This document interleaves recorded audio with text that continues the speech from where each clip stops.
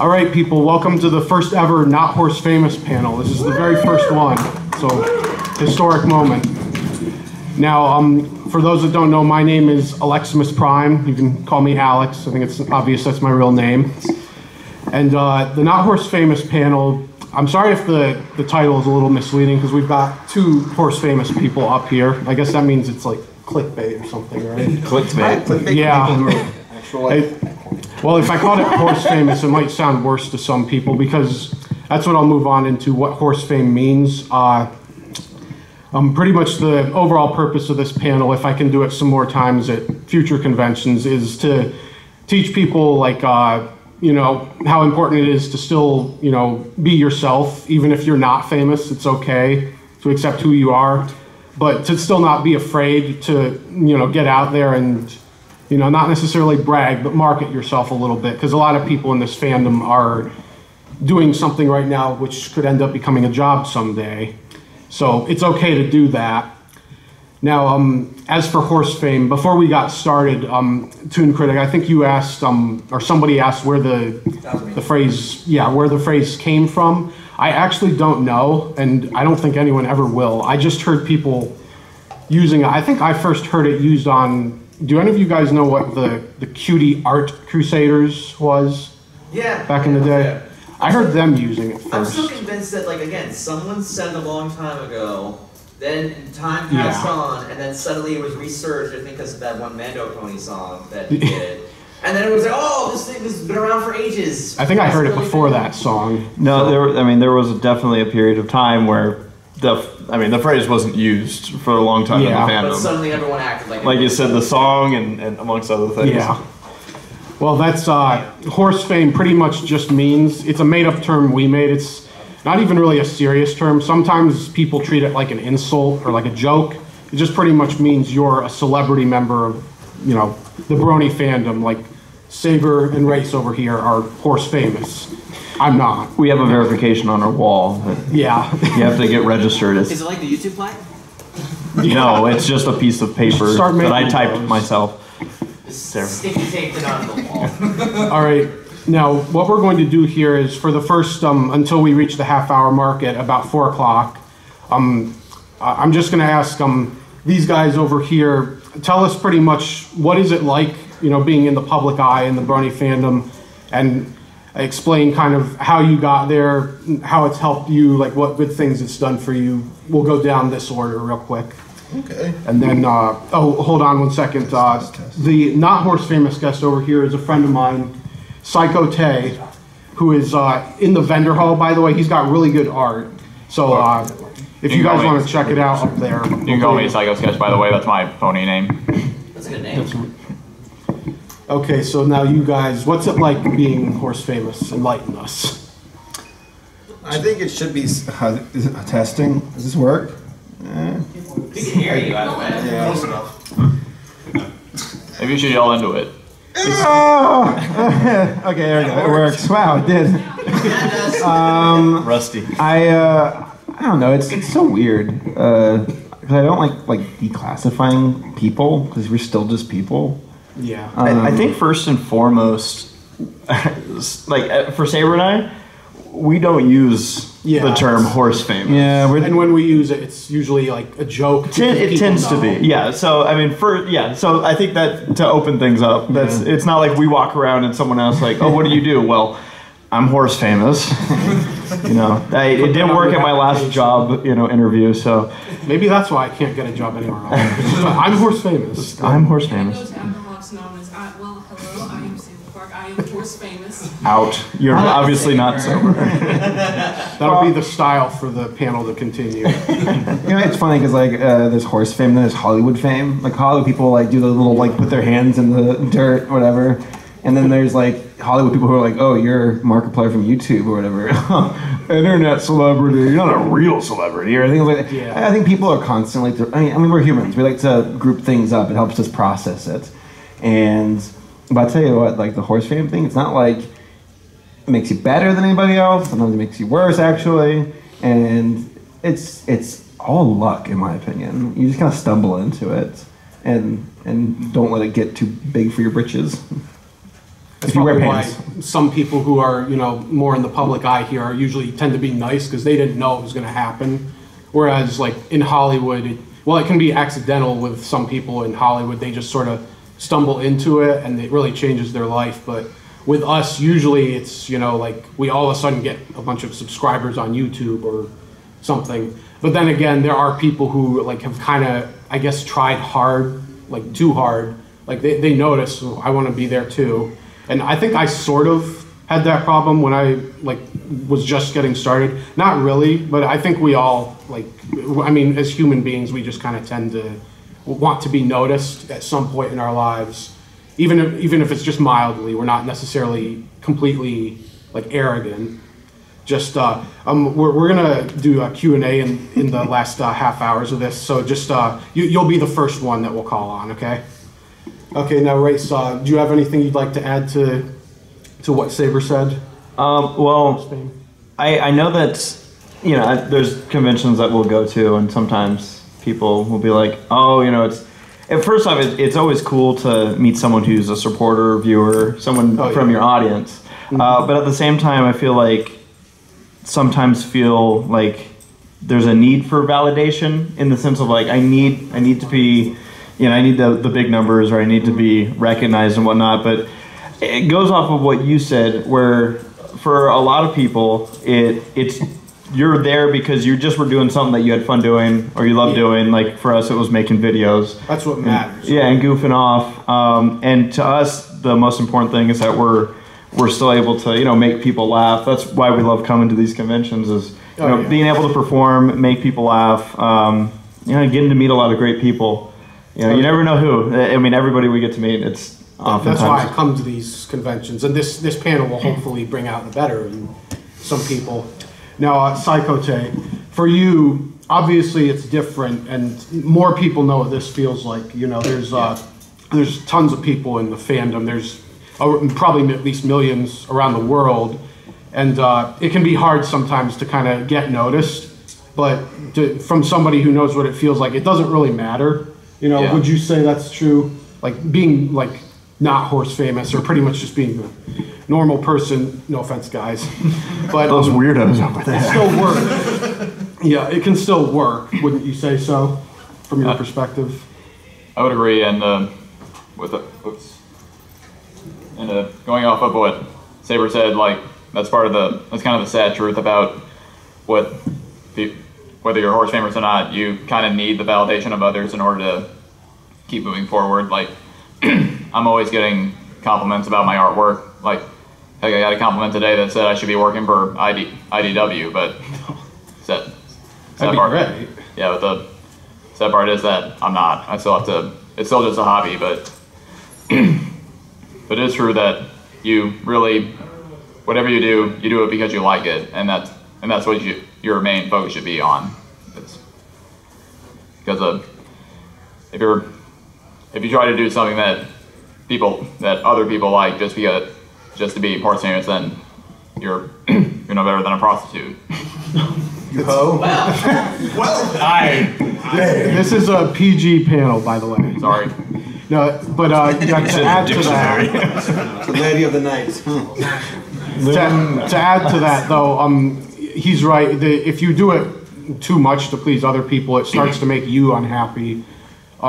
Sometimes, what you're doing for another person can make you happy too. I could be working on a commission that is really enjoyable and easy to do, but then sometimes you make something that you think everyone's gonna like. I've done this sometimes in the past. I spend hours on a picture, and I'm all oh, this is gonna get so many views on EQD and stuff, and it doesn't even get featured.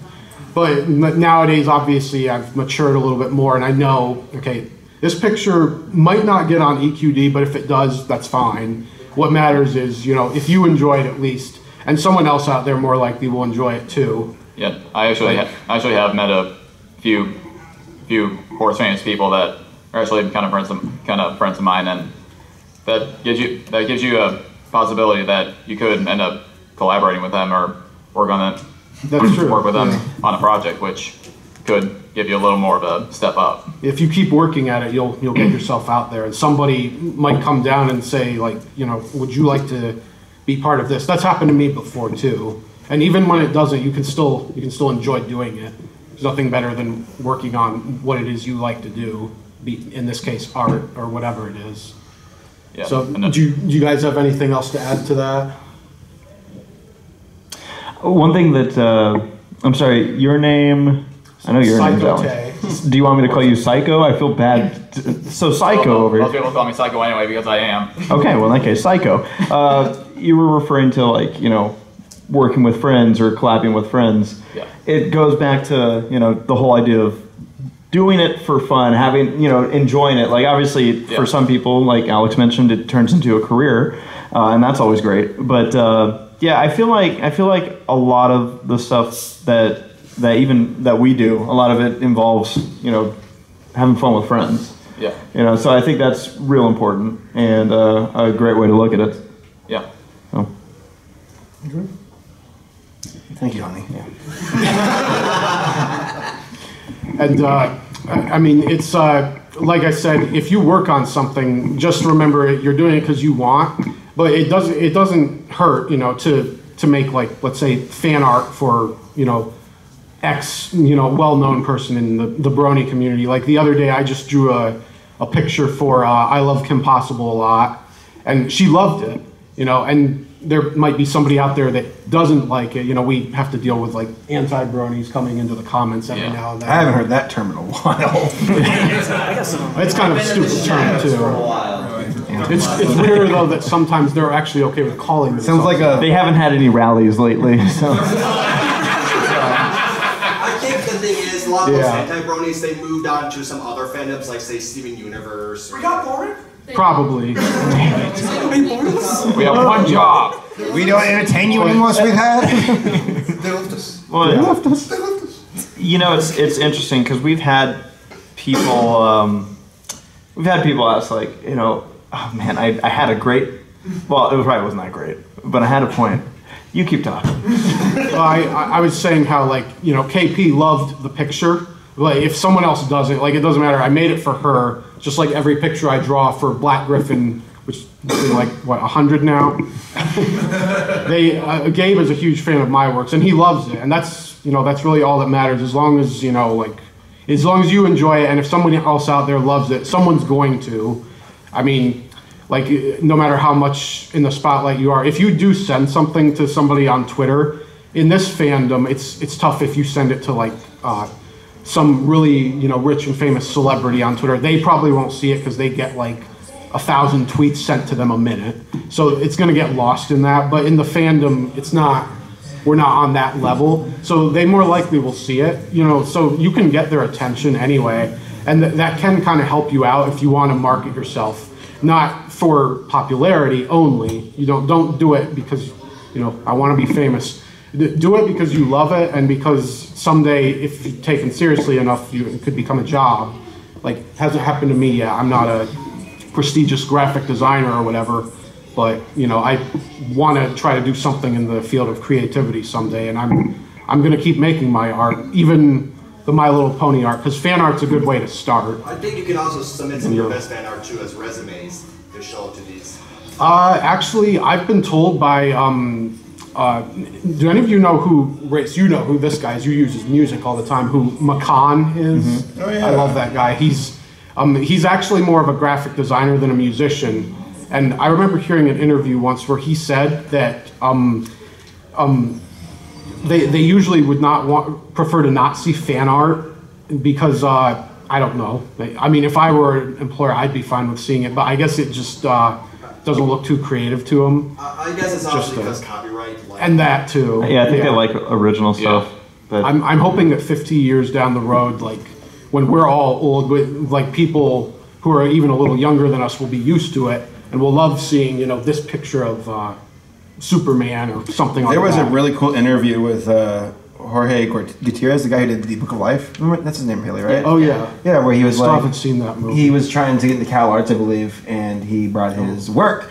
And they're like, crap, and it was a bunch of stuff that he was... It's like what you're supposed to draw for Cal Arts, and what, you know, the typical schluck you should be going for. And they're like, well, this sucks, bye. And he's like, oh, and they saw his Mexican culture-inspired art, which is what they kind of used for Book of Life. And they're like, oh, hold up, this stuff looks amazing. Like this is you. This is your life. This is your culture. This is what you're about. And he's like, oh, I thought you wouldn't like that. He goes, no, we want what makes you unique. And just by chance, them seeing it slip out of his resume landed him a job at college at Cal Arts, and now he did Book of Life. And isn't he working on? He did El Tigre on Nickelodeon. Yeah. And then he's not working on Coco. That's something else. Okay, but that's kind of weird. You guys. I'm doing too soon.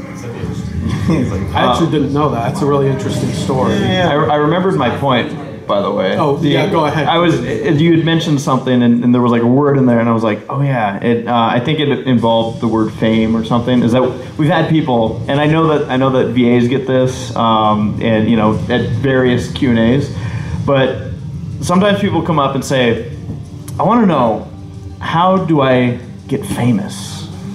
That question, and it's like, well, it's not about don't do it. How you get famous. It's about, again, doing what you love, and then kind of bringing everybody with you. Like, all right, let's go on this journey of, again, if it's music, like Makan, like you mentioned, him and I, and keeping up with your crafts. Doing that stuff. It's not about, the goal shouldn't just be like, I want to be famous. It should be, if you're putting out content or stuff that makes you happy, or that you had fun doing, or that you are going to enjoy looking back on, I think that's more important, because then you can look back on it, not worry about if everybody else hated it. It's like, yeah, but I liked it. I think a lot of Hollywood actors kind of get to that point where they're like, cool, I made it, but am I going to be remembered for a big role? Like, there's like the big bucks Hollywood stars, like Chris Pratt. And then there's the ones where it's like, are you a Tom Hanks, where you are going to be like truly remembered for playing a role?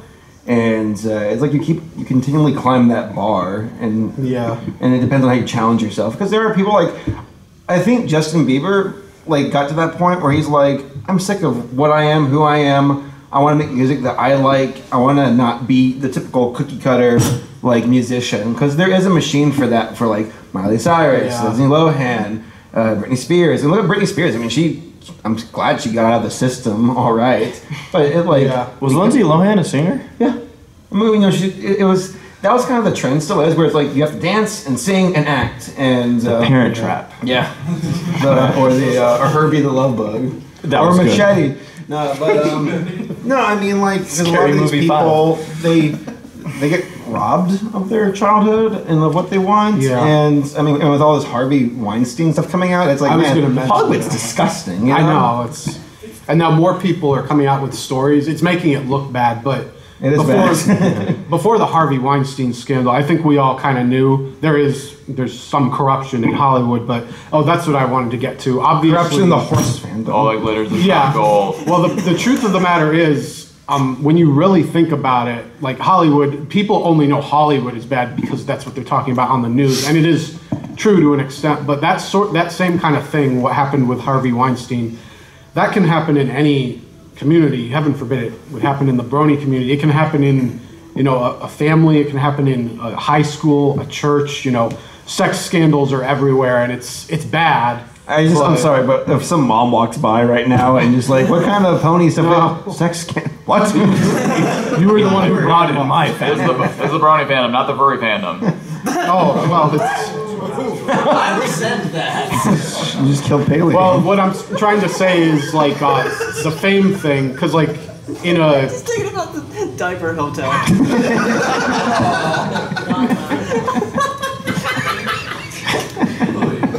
Sorry about your panel, Alex. It's now a diaper panel. Saber was going to recommend Paleo be up here. Nah, he sucks. Well, what I wanted to end with that was simply, it happened in Hollywood, but bad things like that happen anywhere. And like, in a high school, there is such a thing as, fame issues in there, even though they're not A-list celebrities who would be recognized. Yeah, but you're the popular kid in the hallway. The popular kid in the hallway. It's always, it's a human It's thing. still a celebrity in a way. We're social creatures, and some of us desire to be at the top of the game. Others desire to be like completely alone by themselves. Yeah. And it's all about what you make of it. Like, Hirasashi, our friend, you know, he doesn't have any desire to be like famous. He's like, I want an 8 to 5 job. I want to do my music, and I want to, you know, find someone to, you know, get married to and just have a normal life. I'm like, that's what he wants. That's good enough. And there's a lot of people like that in the fandom, like, probably because they are fine with being themselves. And then there's some people who use the whole excuse like, oh, there's too much drama in here. It's kind of a dumb thing to say. I mean, there's drama anywhere. If you leave the Brony fandom over drama, good luck, because it's everywhere else. It's going to be it can be in your home life, it can be in school, and everywhere. Obviously, it's in Hollywood. Look where that went. So, anything else you guys want to add to this at all? Syco, do you want to add anything to it? I was about to say that even whether you're horse famous or not, we all have our problems. So even if someone who is horse famous, not that I would know since I never have been, but even if they are famous, they're popular, they seem to have everything going for them. They still have their problems. We're all still human. That's right. So their lives aren't totally perfect just because of that. All right, now we're at about 30 minutes now. It's 4 o'clock, so I think now we'll go into the Q&A segment so you guys can contribute. If you've got a question or something to add, like maybe a personal experience or whatever, try to keep it within topic, but I'll allow you guys to also ask us something about like what we do in this fandom, like art-wise or like video making, maybe a question or two about Bronies React. That would be okay. Now, you had your hand up first. What would you like to say? I'm thinking, I think, you know, talk about being horse. I think there's also a point someone could counter argue and say, well, I don't really want to be a horse famous after witnessing, like, especially like I think I remember you going to the drama. There's this troll on DeviantArt who kept going. Oh, that's not even drama related. That guy is. Are you talking about Sepulcher? Something like that. Yes, that's. I hope nobody would bring that up. But that guy's a predator who's been going after me for a long time. Yeah, but I follow him. Especially for someone like, say, me, who's not very. I'm not a big social. They want to avoid that. Yeah, I follow him on DeviantArt, and yeah, he just won't leave him alone. He's a lowlife. Yeah, and he keeps making account after account by like changing his IP address to avoid bans. Because he has nothing better. Using a VPN then. Yeah, that's what I've come to the conclusion. He's probably doing that, and he's been doing it to a lot of people too. But that's I can understand if people would want to avoid it, because when you're famous, you're going to get a lot of that. Like I guess my mom said that she was talking with my brother recently on the phone about this situation with me, and my brother brought up the point that famous people deal with that on a regular basis. You know, like I was talking to Black Griffin recently. I'm good friends with him, and he told me he's dealt with these types of people before. You know, in that case, the best thing to do usually is ignore them. I don't think I was ignoring for a while, and then I brought attention to it, and hopefully that'll help, but it seems to have made things worse. But yeah, that's another good thing to have brought up, though. I'm glad you said it. It is kind of unfortunate. Famous people have to deal with that, but I don't think anyone should really be afraid of doing enough of something until you get famous just because of that. You can still be protected. Just like we've been saying, you really want to do it for yourself, not stop just because one person hates what you're doing. Yeah, because I'm always thinking, like, I always have these ideas, and then I go back and I'm like, if I post this, I don't make it because it leaves comments saying this is stupid. Like, this is cringe. I'm going to be on the cringe section of Reddit. Here's a counter question. If it's so stupid, why did they bother to comment on it? Thank you. Honestly, though, if it's something that you want to make and it makes you happy doing it, I mean, there's going to be an example. When I did the first Bronies React, I knew that, because that was still a hot time for, you know, anti-Bronies and whatnot, and I knew it was going to get nailed. What I didn't realize that it was going to get the support it got from the community. But yeah, no, I mean, sometimes it's not as easy. Well, I don't know how to phrase this exactly, but kind of like you mentioned, once you get to a point, you're going to start getting people that show up on your videos to dislike them, or anything, whatever you're doing. There's people that are just going to not like it or trash it anywhere they can because some people just have an issue with stuff, and it's like, all right. And like Gabe said, sometimes it just comes down to ignoring and paying attention to what's important. Yeah, the reason I had a hard time ignoring, because it started to get to a point where he was attacking. He went after Gabe too. He did the same things to Gabe, although I think Gabe handled it better because he barely like talked about it. Maybe that's what I should have done. When I see those comments, I just click the flag. Yeah, oh yeah, click flag and block, and if it's bad enough, also report. I try to hide those comments right away because some of them are absolutely abhorrent. So let's move on to another question. The Wilsonator, I think you had your Sort of going back to you know, what you were saying about, you know, rolling with the punches when it comes to things like that. I remember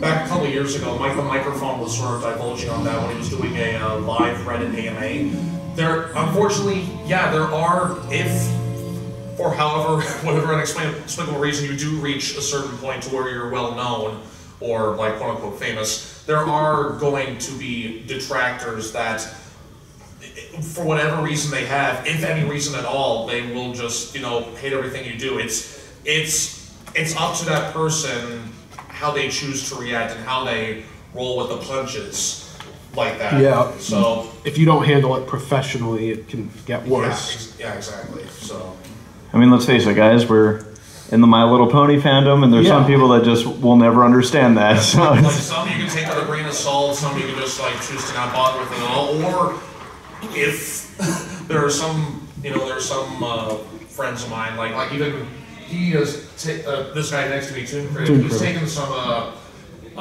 criticism he's got and actually turned it into something which became sort of a personal story arc for him. It sort of divulged into something creative, like how you choose to react to certain people. It can't matter in the long run. And I don't know, like at this point I'm kind of rambling, but no, I get what you're saying. It's the same point, so. Yeah. And Toon Critic, you have something to say too? I actually want to share a little bit of experience because when it comes to, I don't think you touched upon this yet, I've actually lost friends because of horse fame. Because I found out through third parties that the only reason they were friends with me was because they wanted to try to be friends with a horse famous person. And I know a few of my own friends who are in my close circle now. I found out that people try to just be friends with them just to try to get to me. And I'm actually kind of wondering, Saber, Race, have you guys ever had that experience where you found out that like either you've had friends who are just trying to be with you just because you're horse famous, or like other people try to get to your friends to try to get to you? I don't really open up to friends very easily. Like, this is how I am to begin with. Like, it's a long process, and it's not like I'm like, oh, so elitist. It's just, I don't naturally. Even back in high school, before the pony was even a thing, because ponies did not exist apparently before high school, I still was very slow. I had just a handful of friends. And then, like, Paleo and I, like, at first I didn't like Paleo. Because he made, like, a documentary, and I made a documentary, and I'm like, screw Paleo, only, oh, hey. And we, like, started talking on Skype, and after a few months, we became good friends. And then I remember talking to you, and it was months later until we started to get, like, warm up to each other. I don't think I've really been in a position where I've had a friend. I've had acquaintances try. And I'm like, I can see through that, and I'm like, I kind of want to get to that point, because I'm an introvert. And extrovert, you know, I'm in disguise. Yeah, introverts. Yeah. That's why, like, I feel bad because, like, being horse fame, whatever, folks are like, wow, Saberspark can be really rude, doesn't talk to you. I'm like, I'm exhausted. And it's just to the point where I have to go up to my room and hide. You're an extrovert. You can go to the dance floor and be like, oh, obsessed, and keep going.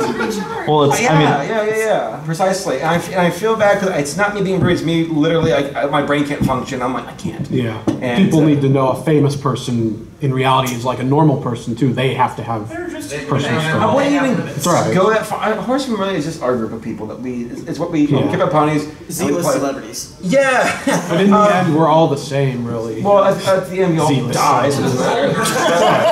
you guys have microphones. What about you, Race? Has that ever happened? Well, I'm a little bit similar to him in the sense that, like, I look back to my group of high school friends. It was not like, you know, it's not like I had like 40 people that I'm like, what's up? Like, I had a group of like, you know, 5 or 6 friends that was my core group. And it's kind of a similar thing, like, you know, the people that I've met. I mean, there's been a lot of incredible people that we've met, but as far as like the people that we tend to hang out with, like, I mean, you guys may notice we're sometimes like our own little group, like, okay, time to chill, time to just, you know, go do something. I don't think I've personally had, I know of a scenario where there, you know, sometimes you get people who, I'm trying to treat this topic perfectly, you know, but yeah, like I do know of people who have worked their way, I guess like you said, befriending other people to go the whole sway route of, hey, and can you ask Race to put me in Brony's React? Stuff like that. I do get that, and you know, not naming names, but there's some people who it's like, oh wow, that's, you know, it's disappointing when it gets to that. I said I was sorry. And I eventually forgave you, but no, but in all seriousness, yes, that kind of thing does happen, and it really doesn't look great on the person. It doesn't, and kind of like you said, you know, sometimes you have to take it upon yourself to figure out who's my friend, who's someone, you know, that I can trust, who's someone that's not going to turn around and be like, well, you didn't give me what I wanted out of this, so therefore I'm gonna come after you. And you know, there are some people in this fandom that that's the way they work. And ulterior motives and stuff. Yes, and we've both dealt with it. I'm probably thinking of it directly because I know that it was the motive was, oh, Brony's React type of thing. Yeah, stuff like that. But yeah, so I mean, yeah, we've had to deal with it, and it's kind of like, oh, because that same person will be someone who's like, you know, they'll contact you and be like, hey, you know, how's it going? Haven't talked to you for a while, and then the last thing they say is, by the way, yeah, that's how they Brony's React, and you're like, that's the only reason you really contacted me, wasn't it? You know, and it's like cut the small talk. What do you really want? Yeah, and it's unfortunate, but you know, we have run into those people, and they exist, and you know, sometimes it's just how humanity works, I guess. But I knew it. The most common form of that for me on DeviantArt is when I get like a note, like I see I have a note and I'm thinking like, oh, I hope this is important. Like I just opened for commissions. I hope someone's sending one. All it is some random person saying hi. Or maybe it's just like, hey, do you know Black Griffin? Maybe you could talk to Black Griffin for me. I haven't gotten that yet, but I'm preparing for it. We've had people, this is actually kind of funny, but we've had people hand us stuff they're like, hey, so I know that you're like neighbors with Tara Strong, so can you give this to her? And you're like, this massive collection of my closet of all this stuff, and I'm like, Dragonborn. It's a check. I have like only one picture. Bailey, what's your question? What's your question? Is it going to ask Bailey? I was going to ask the guy back here with the white shirt. He's had his hand up for so long. I don't want to hear from Bailey. I would like to share a positive experience with some of you. Oh. I mean, one time I actually got encouragement towards drawing what I like to draw from not only my real life friends and family, but also last year from some of the actual voice actors of the show. I mean, Kelly Sheridan, aka Starlight Glimmer, actually thought I should go into doing illustrations, as did Ali Milner, Dragon Lord Ember. Yeah, I did a series of drawings based on the Guest of Honor's characters, themed around the art style of Frank Frazetta. That's good. Can I get your, do you have like a DeviantArt? Yes, I do. And then we just all pass around DeviantArt. Because here's my card. I just wanted to look up your art quick. Yeah, just look up Triforce Treasure on DeviantArt. Oh, I know who you are. Yeah, you've done a lot of art for me. Yeah. I should have known that by the shirt. You've got the Triforce Treasure, Patrick Relian. Relian, yeah. My apologies, my pronunciation is not very good. That's all right. It's all right, sir. Well, that is a good story. I mean, my art didn't always look that great too. I actually just recently rebooted an old comic of mine. It's a pony comic I made in like March 2011. What's that? Was it out? No, it wasn't out cover, was it? I don't think it was.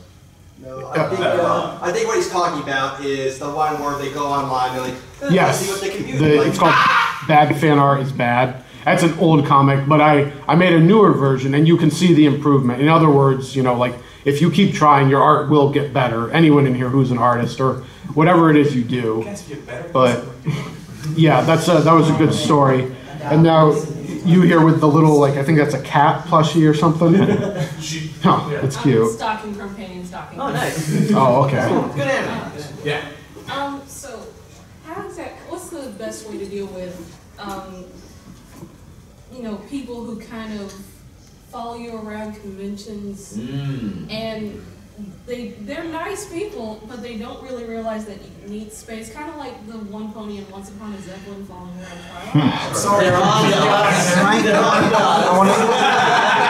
It's hard because there are some people who are on the spectrum and they don't have the social awareness to know that they're kind of overstepping boundaries, and that can be hard because some people deliberately do it, some people just, they aren't aware, and it's hard to tell the difference, but you try to let them down softly. Hey, we're gonna go to our room, take a nap, we're gonna go to our room and just chill out, and that's what, you know, that's why our group's kind of small, is like, it's just our buzz. We want to be able to decompress and not have to entertain, because we're out here on the floor all the time entertaining, and it's like, okay, now for us to just relax for the rest of the day. That's cool.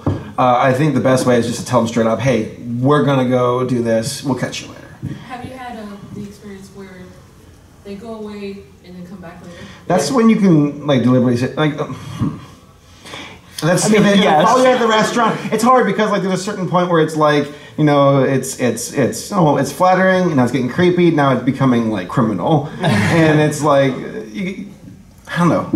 MSP. We have a story. You mean the guy who, Emily. You want to tell okay, Emily. Quick story. Quick story. This goes beyond what you're talking about, but there was a guy who we had a Bronies Rec panel on a Sunday morning, and it was MLP-MSP, you said, right? MLP-MSP. It was the first year of MLP-MSP, I think, and there was a guy there who, the first sign was that he came up, and when he asked the questions, he referred to all of us by our first names. And I'm like, man, I didn't even know most people know our first names, but still, I wasn't like... He'll never figure out my first name. Prime.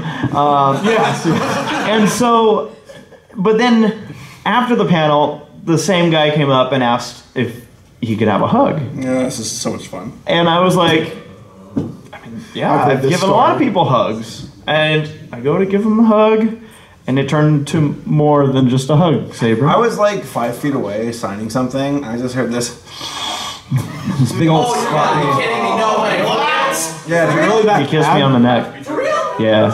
And I was several times. I was dumbfounded because I didn't know how to react quite to this. And you like your personal space too. Yeah. I mean, again, like I love meeting people, just not quite on that intimate of a level. I mean, I haven't even kissed Grace. Well, never mind. But no, so I mean that was bad, and then it got worse because he all of a sudden, I guess, crafted this idea in his head that another person in our group, who's here at this convention, was on Who's Line with us earlier, Jay Haller. I guess he thought that he like stole his marker, and so then he latched to our group, and he's like, "Give me my marker back." And Jay's like, "I literally have no marker on me." And he just like followed us to our room. He like waited outside of our room. This guy ended up getting banned from MLP-MSP because it turns out he was harassing other people, other guests of honor at the convention. It was bad. And the reason why that person's called Emily is because apparently the next time the con was happening, he tried to get in under the alias of Emily, and they were like, "Nice try, Emily." He used the same email address. So yeah, no, I mean it can get bad, and obviously if it gets to a point where tell the security. Yeah, tell the security. That's what they're here for. If there's ever an issue with personal space or something, and it's not getting to that person, find somebody with the convention. They will take care of it. Yeah. I don't tolerate that stuff. No. I don't have any personal experiences at the convention. There's been people online who've given me a hard time. But Syco, you've been a vendor at quite a few conventions. Has that ever happened to you? Has that ever somebody weird comes to your table? Maybe Well, Yeah, he's sold at some conventions. Well, it's hard to say since pretty much everybody's here is weird, but We're not that weird. we're all weird. I'm weird. So no. All right. No. Now, oh wait, are you done? I was about to say I haven't really had much of that experience at conventions, but sometimes, like you said, online, like. How many have you sold at? Just out of curiosity. Enough to lose count. Yeah, I've only been to vendored at 3, but this is like convention number 12. But it hasn't happened to me yet. Now I'm kind of worried. But and you right next to her. And what would you like to say? Well, here's my question: is next year I'm going to be a guest of honor events really? May, and my concern is, oh yeah, I got attention. Oh crap, I got attention, and I feel like, what should I do to prepare myself for this? I feel like I got to perform for them or something. I'm mostly a graphic artist myself. That's oh really? Yeah. What you said you're a special guest here? No, at Anthro, Ohio. So it's with the In the future. Oh, okay. Yeah. So I'm from the furry side of the vermin. So as someone coming as guest of honor, what should I prepare myself, and should I go to speaking seminars so I sound better in public? I mean, I'm not as well known as you guys, but you definitely don't have to do like speaking seminars or anything. I didn't have to do any for this, though I did used to have a hard time talking in public. Like at high school age, I would have been trembling so much when I was talking to you guys, but now I'm fine with it actually. But do you guys have any advice like that since you've dealt more with the This is my first time doing anything like this, so this is all brand new. Well, first off, the way that like you're handling yourself right now, I mean, you're still speaking in front of a group of people. Yeah. You got the smile and everything. I'd say you're probably gonna be just fine. As far as getting over the nerves of it, it's really just jumping in and doing it. Practice. When I was in college, I remember asking my teacher, I was like, how do you speak in front of the class? Because I would present in front of the class sometime, and I would stutter, and I still stutter, but like I was afraid. But he's like, oh, you just get used to it. And he was right. Like years later, I'm like, it's just, you look at people as just people, and they're not really judging you as hard as you think you are, as they are. Oh my God, it's happening. But should I just be aware of, I guess you say, the inner fear of somebody, but great, I have attention. Oh great, someone's gonna pull something off my past and hang up my dirty laundry in front of me somewhere. I know for Saber and I, that's why I buried the skeletons. I mean, I don't want to speak for you, but we're typically together at most of these conventions, and it's not a common problem to have, like, the story I just told. That was a one-time thing. I haven't had anything come close to that. I mean, really, it's just, you'll probably be just fine. And if a situation comes up again, if it gets bad enough, you can always talk to with someone at the convention and probably ask them like, how would you guys like me to handle this? Do you want to handle this? Don't be afraid to go to security if you feel like your personal space is being violated. Yeah. So you'll probably do just fine though. Pele, you had a question. What's yours? So since all of you post like stuff online, which kind of comment is worse? Like ones that are just straight up negative, that are like you suck or whatever, or ones that tell you what to do? Well, okay, we'll go down. Real quick. First off, a lot of times it also depends. Like I like constructive criticism because then it's like, okay, cool. Yeah. But a lot of times it depends on where it's coming from. If it's someone I know, then it's like, okay, let's pay attention to what's really being said here. Mm-hmm. Sometimes it's some account that was just created. So that's why you want colleagues. Like I go to you and Hero and Matt and my girlfriend. I asked that because I keep getting a comment that's requesting for you to do something. Oh yeah, ruin Xbox? Yeah, ruin Xbox. I don't know. It's weird because like at first it's like, oh no, negative comments, and it's like comments, and just I don't know. After a while, I just kind of get so used to it. I just kind of look at the like or dislike bar, and I'll skim through the comments. But like, it's not uncommon to have like 100 great comments. Like this is a great video, well done. And then someone's like, yo, go kill yourself, and it's like, oh, and that ruins your day. Because it's like the negative food reviews. They always are. There's more of those than there are positive food reviews, even though like the ratio is probably 90 to 10. I think as far as like when it comes to ignoring, like how you said like both of them can be in a negative light. Mm-hmm. I think it's easier for me to actually ignore the comments that are just like this is the worst thing ever. Because I'm just like, okay. Well, and the thing is, like, responding to them really doesn't really help. It doesn't help at all. Like, they're just, who cares? I mean, there are people on my videos who are like, yeah, you sound like stupid Seth Rogen. I'm like, you son of a... Backspace. But you do! I do, yeah, I really do, though. Yeah, but doing that, you're just validating them, which is what they. It also bounces to the top of the comments usually for YouTube, and it's like you're just drawing more attention to it. It doesn't help. Just I think YouTube does. I think YouTube does that on their own because I always see like the top comment be something that shouldn't be the top comment. So either people in the comments are stupid and just give it upvotes, or YouTube is I rigged. think it's just YouTube has really bad algorithms. Yeah, probably. That's, Syco, did you want to add anything to that? I think you said something earlier about the receiving negative comments. Oh yeah, on your artwork. Oh yeah, what I was saying was that in responding to them, you're validating them, which is what they really want. They want you to know. They want you to know that you care what they think. But yeah. But, I mean, I get negative comments too. Constructive criticism isn't. Yeah, you really have to pay supposed to be mean. Yeah, you really have to pay attention to the tone of the comment. Like if they're typing in all caps, "Oh, you suck," or using cuss words, then you can. If people, it's not worth it. But if people, and I'm sure we have both dealt with this, all four of us, if people are just simply saying something like, well, the picture's good, but like you didn't really do the shading right, or like the eyes are too big here, or like you guys yelled too loud in this part in Brony's React or something. I mean, don't get mad about that, because that's just people, like a lot of the times they're probably nicer people because they're trying to help you get better. So whatever you do, don't say something like, well, gee, I'm sorry you didn't like it, or like say like, stop being mean, you jerk, or something, because that's not what's happening. It's not like somebody who comes in and says like, bronies, like you guys are so creepy. That's obviously a different story. True. I have one last thing to add to this too. There's this one guy who was all over, every now and then I'll make like a PMV, and there was this guy who was all over my stuff. Like, no, this is so disappointing. You should have done it this way, and he like had like a huge rant about how I did the PMV. Yeah, some people who try to critique, and then sometimes it's good to just see who's talking to you, because then I'm like, all right, well, let's see your videos. And it was literally he made PMVs too, and the majority of them had epileptic seizures in front of them. It's always so much fun when you like have this person who's like the other armchair smoking this pipe, and they're I believe your video's lacking in quality. And you go to the YouTube channel, it's like 3 subscribers, and one of the videos is like their camera from like a iPhone, like a great link of the Avengers movie. It's like, oh well, you probably have the credentials to critique me. Yeah, I'm not saying that people are above criticism.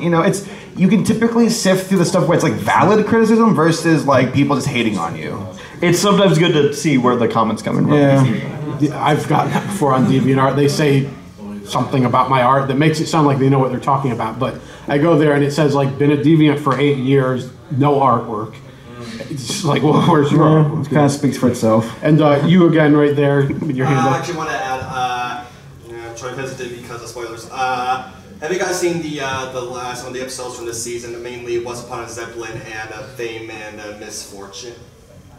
Fortune, and if you did, that's like sort of struck a nerve, or like sort of relatable. They're on to us. Maybe for you guys. I think what he's asking is, what is your take on these meta episodes? I personally, I know I saw the Fame and Misfortune with Paleo in a group at BronyCon. We were laughing the whole time. We thought that was hilarious. The Zeppelin episode. I remember we talked about this on our podcast in regards to. I know that I've never been in a situation where I showed up at a convention and didn't realize that I was supposed to be a guest of honor or something like that. Like it's a very specific almost type of problem. I feel like if we weren't it's not like I demand to be a guest of honor. It's more logistical, where it's like just help us be able to do our jobs for you. Yeah. Well, yeah, like for the Zeppelin episode, not so much for us. I felt like it's more relevant if a voice actor or someone who works on the show didn't realize that they were being invited to a cruise and surprise. Wait a minute, what do you mean I'm the main attraction type of thing? It's like, oh, Like Unicom, but in an airplane or something. Yeah. We're going down. Yeah, no. So it's interesting to see. Like again, Fame and Misfortune, I thought was hilarious. Yeah, me too. I think I was talking about, you talked about like people awkward, socially awkward people cons. Remind me of that, the character, I forgot his name. Star Tracker? Star Tracker. Tracker. Star Tracker. Yes. Yes. Yeah. I heard paleo. Well, the good thing is that Twilight really handled those fans pretty well. Like, they all seemed pretty creepy, but they didn't end up being the bad guys of that episode. Iron Will did, kind of. It was just all big misunderstanding. Like, it just takes perspective to be like, okay. Because if I saw, like, I don't know, like someone I respected, I'd be like, oh, I want to say hi to you, but I didn't want to, like, ruin your day and be that guy, because, I don't know. Like when we had a balloon fight in front of Lauren Faust. Yeah, it was fun. That worked out real well. Made her day. Or ruined it. I think there was someone else who had their hand raised earlier. Maybe not. Does anyone else have a question or something they'd like to add, or even anyone up here on stage with Toon Critic? Just for fun, what would happen if you woke up tomorrow and you had no more subscribers and no one knew who you were? Like you just walked up to the convention and no one knew who you were. See, my problem would be more monetary, because I'd be like, oh shit, I just lost my job. So much for the PG panel. Oh. Yeah, I'm showing this to my... I'm going to show this to my parents, by the way. I'm sorry. Boulder Dash. No, I mean, because I was able to transform the hobby into a career, and it's been pretty good so far. But if I woke up with that, I'd be like, oh god, how am I going to afford rent? And I'm going to add that to his comment. Dealing with, especially with cease and desist. Like, there have been a few bronies that had it. I've been able to dodge it. I'm all right. Well, so to answer your question, I actually have a lot of hobbies. This is one of them, making videos on YouTube and whatnot. I guess honestly the thing is I'd just be like, I mean, I'd probably be very confused, like as far as like, now where did the subscribers go? But you know, getting over like the shock and like the just dealing with the situation, I'd probably jump right into it. Because again, I was making videos. We all did. We all started making stuff. Well, those of us on like YouTube, for example, we started making videos with that many subscribers. Yeah, every single one. You know, and there's a guy who had a video called 0 Subscriber Special. And it was the best thing. Oh yeah. You know what I'm talking about? Yeah. And then everyone ruined it. Oh, don't subscribe. I'd be so bummed out. I'd be like, oh, I can't can't travel. I won't see my friends. But would you jump right back in? Like, okay, well, time to. It'd be so discouraging. But yeah, there's so much luck involved and there is. Yeah. Yeah. It was just a funny one. No, it's interesting. You know, it's like, I mean, for me. Like a wonderful life. Oh, I want subscribers again. For me, I'm not doing like what Saber is on his level, but I do, you know, people ask for me to like for a commission every now and then. If I lost all of my followers online, I'd have to pretty much start over again. Although if I can still make good enough art, I'd bring in more followers. But that'd be disheartening also, because you'd lose friends, because a lot of my followers are people I talk with. It'd be worse. Losing followers wouldn't be nearly as bad as if you lost friends, though. Like if they completely forgot you. Are you talking about that, or are you just talking about suddenly the Suddenly you're website? not famous anymore. Oh, okay. So, but you get to keep your friends, right? Yeah, of course you. Oh, well, if you get to keep your friends, at least you have that. If I could keep my friends online, the ones I talk to, it'd feel good. Like, everyone knows who you are today. Like, you wake up tomorrow and you walk downstairs and no one's talking to you, no one even knows who you are. Dad, Mom, it's your baby boy. Guess I don't have to go to work. Give me your retirement money. This is a random question off the cuff, but what do you think 1,000 years from now when historians are like, wow, these people had names like Spock of Saber and Steno of Paleo? It's like running with Bear and the critic of the two. Yeah. It's like wow. We went from like having like none of those nicknames really in like the 80s and 90s, but now it's like I feel like everyone has an alias of some sort. It's kind of cool. Game changer. I think some of those also because some of those names have been taken. I was going to call myself Professor Pony back in like 2012. It was close. Yeah. Well, Syco, what about you? What if you had lost all of them too? Do you want to next one? Well, It would affect you financially a little because of the vendor. Like you wouldn't have enough of an audience, and they might not accept you. That's another thing for me. Yeah, it's kind of the same way, but online, like I do have friends online, but as far as fans, I don't really have any that I know of. So really, so to lose all of my followers online, as long as I can keep my friends, I wouldn't consider that much of a loss, and just do what we've been talking about. Just trying to start over. Can I share one last story before we get to the downs? Yeah. All right, so back in like 2009, before like YouTube really was becoming like a place of professionals, I did these like YouTube poops, and they're just terrible. They're still terrible to this day. And one of it was like with like this old like Lord of the Rings animation, a song I screwed with, and I used like Window Movie Maker stuff.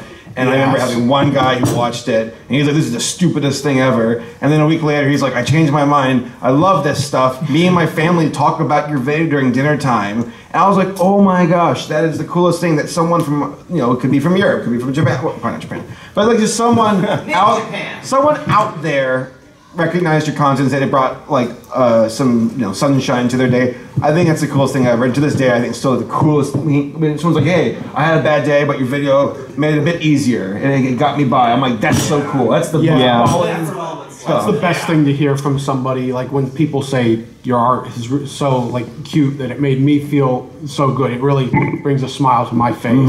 That's always the best thing. Yeah, I always remember this number before I ever uploaded. The video that really got my channel rolling was the first Bronies React. The Teens React. And when I hit upload on that thing, I had 167 total subscribers. So, and I always kind of, I feel like it's always good, because, for those that, again, I don't like using the term horse famous, but you never know where you're going to be. You never know where you're going to be a month from now or a year from now. If you're making content, at some point something might latch on and people are like, "Wait, this is cool, I want to check this out." Luck. Like when I branched out from Pony and started doing like cartoons in general, it like went from like a stagnant 60,000 to where I broke 100,000 before the end of the year, and then I'm almost at 400,000 at the moment. So it's you never know when you strike that goal, and it's usually just by luck, and you just go for it. I think it's important for everyone to remember though, to remember where you came from, to stay humble. That you mentioned this way at the beginning. We're all humans, Just because we're goof offs that you sometimes see on stage, it doesn't make us any better than anyone else here at this convention. We're all here for the same thing. We're all here to have fun, and again, that's something to always keep in mind. Where you came from. So remember your roots. All right, guys, it is Aleximus, thank you so much for the panel. Thank you guys.